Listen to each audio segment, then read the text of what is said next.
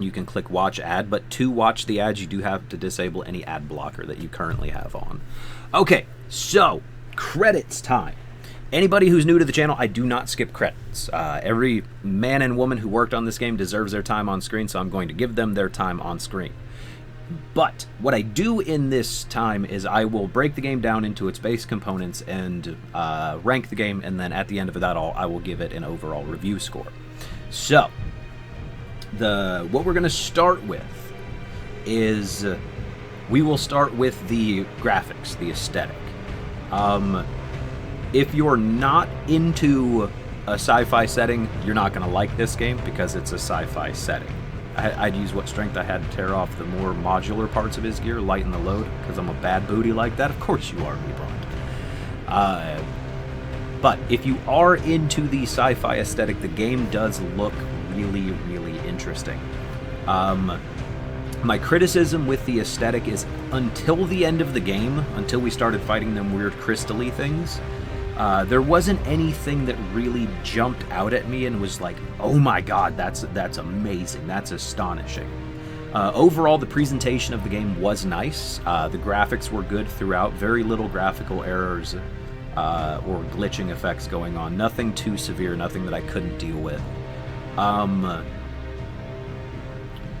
The lighting in some of the places was a little dark for my taste. Now, I suffer from partial color blindness, so when things get really dark, it gets very hard for me to see. But outside of that, I don't really have too many complaints from a graphical perspective, as is the case in any Souls or Souls-esque game. There are going to be fights where the camera is your enemy. When you're trying to move around real quickly and you're in a corner, the camera is your worst enemy. But that's just sort of par for the course. From a gameplay perspective, the combat is solid. Like, in my opinion, the combat in this game is more solid than Dark Souls 3 was. I had a lot of issues in Dark Souls 3 where hitboxes were very inconsistent, and enemies were hitting me when I was way outside of their hitbox, or they were hitting me before the weapon even got to me. Outside of those big chrysalid things, it seemed like the hitbox on those was kinda wonky. Outside of that, the hitboxes in this game are nearly perfect. And for a game like this, a Souls-esque, the hitboxes have to be perfect, or close to perfect. And the game nailed it. Phenomenally well done on the hitboxes. No complaints there. The limb targeting mechanic is very, very cool. It's something that's new to the genre, which I think is just fantastic. I really do. It doesn't get dull at any point, but Mijak, thank you very much for the 200-bit cheer. That is phenomenal. She's splooshing the cup. Double sploosh. Thank you very much for that, honey. I appreciate it. But yeah, it doesn't get dull at any point, but it would have been cool to see a little bit more variety in enemy configurations. I understand that they're supposed to be humanoid, and you know, to that effect, well done, very well done. But some more non-humanoid enemies, I think, would have been a lot more fun.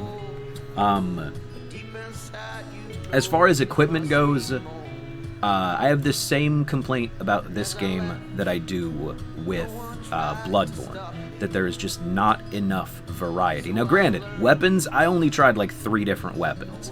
Now, the weapons may have functioned significantly differently, and that is my fault for not trying them out. I will not blame the game for that.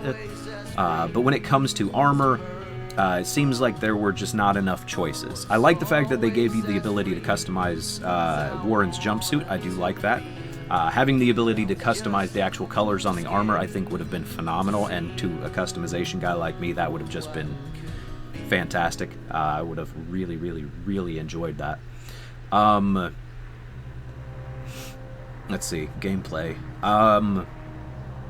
The bosses were varied and interesting. I would have liked to have seen a few more bosses. There's only, what, 4 major bosses? You fight Pax, Firebug, Big Sister, 5. big bosses, because then you have the Black Cerberus guy and then the Chrysalid at the end. So yeah, there's 5 big bosses. I would have liked to have seen a few more bosses. Even if it's just mini bosses or sub bosses. Like Dark Souls has bosses at the end of every zone, and then sometimes you fight like a mid boss sort of thing. Or connecting zones have a boss. That's just me being nitpicky. Honestly, most of my complaints about this game are nitpicky. They're not huge complaints. As far as the sound design in the game goes, well, first, back to gameplay. The Big Sister fight. The camera in that fight is awful. I cannot state enough how much I disliked the camera in that fight. Again, not game-breaking, but it seemed like it made the fight a lot more frustrating than what it had to be. But, on to sound design. While I understand that it's supposed to be a mostly desolate, not space station, because it's not space. Well, I guess technically it is in space. I don't know. Well, it's supposed to be a mostly desolate facility. The game seemed awfully quiet in a lot of spots. Like, the soundtrack seemed minimalist. There wasn't a whole lot of like creaking and groaning and moaning going on of the areas that you were in. I think a little bit more ambient sound I think would have definitely benefited the game. The enemies were sufficiently interesting from a sound perspective, but there again not a whole lot of changing. It's very much sameness throughout in that area. So nothing too big complaint-wise. I think just a little bit more variety would have helped in that department as well. Story, I don't know about you guys. Since I'm playing the game mostly, I really don't get to slowly ingest the story. I kind of have to get a skimming of the story and then keep moving, so that things don't get super boring. But personally, I found the story a little bit hard to follow, and like honestly, even having beaten the game, I don't know what happened. I still have no idea what happened. I'm sure most of it is explained in the audio logs, but I don't know what in the heck was going on in this game. No clue whatsoever. The story had parts that really hooked me, and I liked the fact that there was a lot of side content that you could tackle in helping other survivors. Like, I would have liked to have had a firmer understanding as to what the heck was going on with Irina. I think the story was kind of incomplete or just hard to figure out in the first gameplay, and that's entirely possible, Curse. But to try and remain as objective as possible, I would have to put that as a knock against the game, because I can't personally tell people, oh, if you really want to enjoy the story, you got to play the game through a few times. I can't objectively say that, so I would have to put that as a knock against the game. If multiple playthroughs are required to wrap your head around the story, then that would have to go against the game. So we covered gameplay, we covered graphics, we covered sound design, and we covered story. I don't think that there's any other categories that I need to go over. Are there any other categories you guys would like me to give an opinion on? Because we covered, like, in gameplay, we covered combat, the equipment system. Oh, I forgot to talk about the implant system. I think the implant system is really cool because it gives you ways to sort of tinker with your build. Like, if you want to try wearing like medium armor but you want to be a lot tankier, you can do that using the implants, and you can sort of just do it on the fly and switch things up, and there's no huge commitment. I would have liked, again, to have seen a little bit more variety in the types of implants that you could use. And elemental weapons. I think that the ability to augment your weapons with an element just as you wanted to, I think would have been an excellent addition to the game. But again, these are just nitpicky arguments. What about length? Well, let me see how many hours I have in it. Now, I'm sure I skipped over a good chunk of side content. Oh, Bursting Golem, thank you very much for the Dark Souls 3 Season Pass, buddy. That is fantastic. I did not see that earlier, and I hope you're still around. Thank you very much for that, my friend. That is fantastic of you. Absolutely. Can we get some love in the chat for Bursting Golem, please? I have roughly 23 hours in the game. So length, I would actually say for the price that they're asking for the game, I think that 23 hours is reasonable. I think that that's perfectly fair. It's not so long that someone who's playing the game casually can't get through the game. But it's not short that it feels like you're being charged a premium for a very, very short campaign. I think that that's perfectly fair. Also, what do you think you got... Or do you think you got better through the game, or was it more about trial and error? It's hard to say this sort of thing without sounding like I'm attempting to brag. I am relatively good at Souls games, Kurz. So for me, it's mostly trial and error.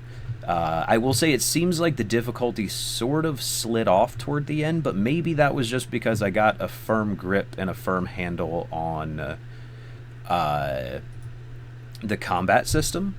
And like, I discovered that combo of the right trigger, right bumper to do the explosion backflip, and then dashing in and then doing a 2-hit right trigger would cause me to stab and then split, and that was pretty much enough to kill most enemies. So I think understanding which combos work in conjunction, I think definitely, or which combos synergize well with one another, I think definitely had an impact on how well I performed, Kurz. So I would say that I do feel like I got better at the game as I went through, and I feel that stacking certain injections definitely helped with that, specifically for my style of play. But I will say it did seem like the difficulty sort of dipped off toward the end. Like, enemies just started to hit a lot harder. They weren't more... Well, the Chrysalid dudes, the ones that did the spin, they were definitely more complex. And then the ones that... the amorphous ones that you had to break apart and then overcharge, they were definitely more complex. So I won't say that enemies didn't get more complex, but Meatbomb, thank you very much for the 20-bit cheer. I appreciate that. Absolutely do. There is a, I will finish the phrasing.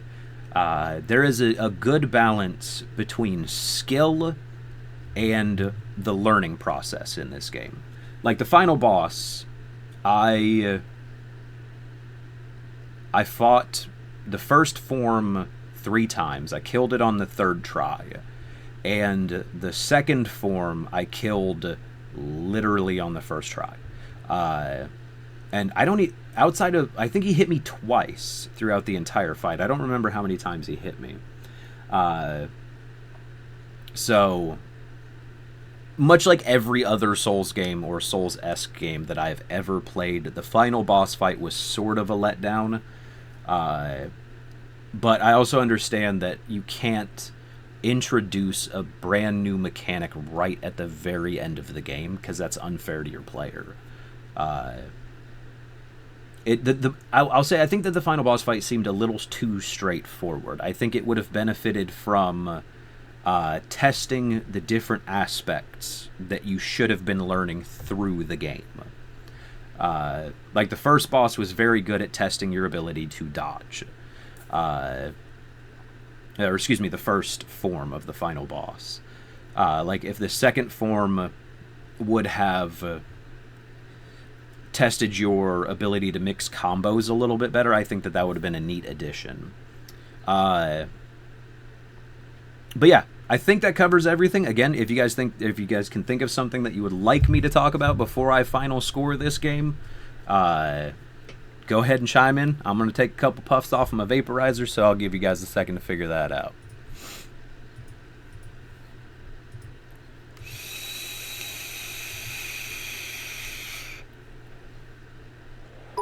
Now, we may just need a phrasing sound effects, Jabolin. Mijak, thank you very much for the 20-bit cheer. I appreciate that. Absolutely do. It's fantastic of you. GG Fro, that is all? Okay.